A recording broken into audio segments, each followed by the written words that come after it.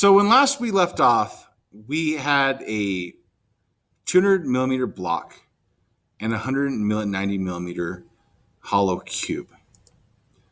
So what we're going to do is we're going to left click on literally any section here that's white and just drag it across. And you'll notice it makes a red perforated outline.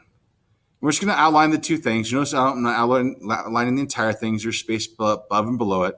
I'm just making sure there's parts from both these things inside the box. And then you let go. And you will notice now that I have them highlighted. And we can tell we have them highlighted because all along the outer edge here, there will be a light blue halo. Then we're going to go over here to where it says align. We're going to align them. And you'll notice as soon as we align, 9 dots pop up. 3 on the x-axis, 3 on the y-axis, and 3 on the z-axis. This would be left align, middle align, and right align. Left, middle, right, top, middle, bottom. So we are going to middle align these on both the x and the y. And we do this by pushing the little black dot here that correlates with where we want it. So here's the one for x.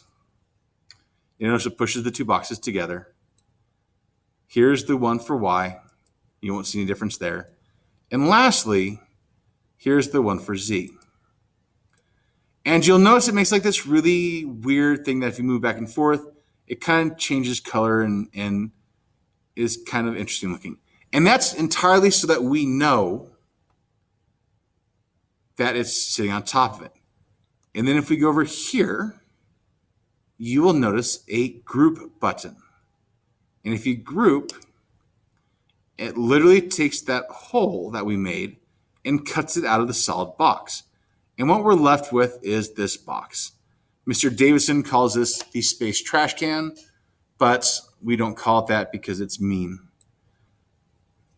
So we're going to take our space trash can and push it off to the side by left clicking and dragging on it because while I need it to be there, I don't really right now need it to be in my workspace.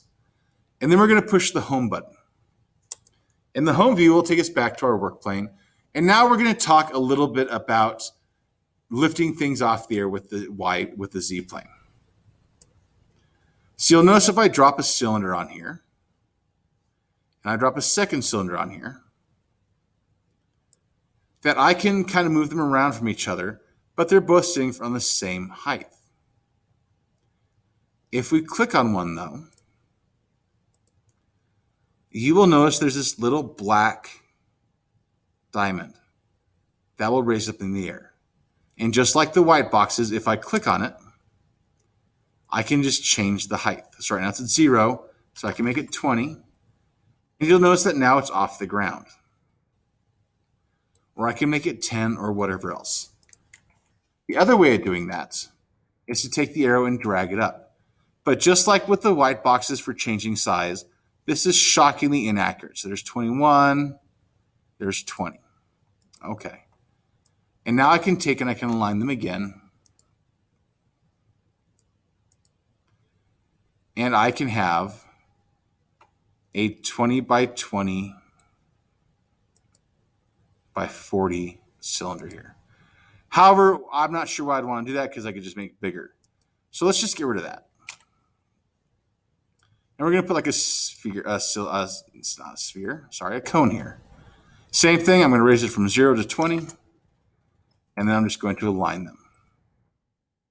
Highlight, align button, middle X, and then middle Y is already done. And you notice I'm not touching this one. So then all of a sudden I've got this little kind of sphere here. And if I group them, now I've got an object. And if I make it bigger, you will notice that I can change the shape kind of change what it looks like. So here, it almost looks like a house, which I don't really want it to look like a house, but you each your own. And then I can go here and I can kind of push it in and I can make it align there. And all of a sudden now my space elevator has rockets.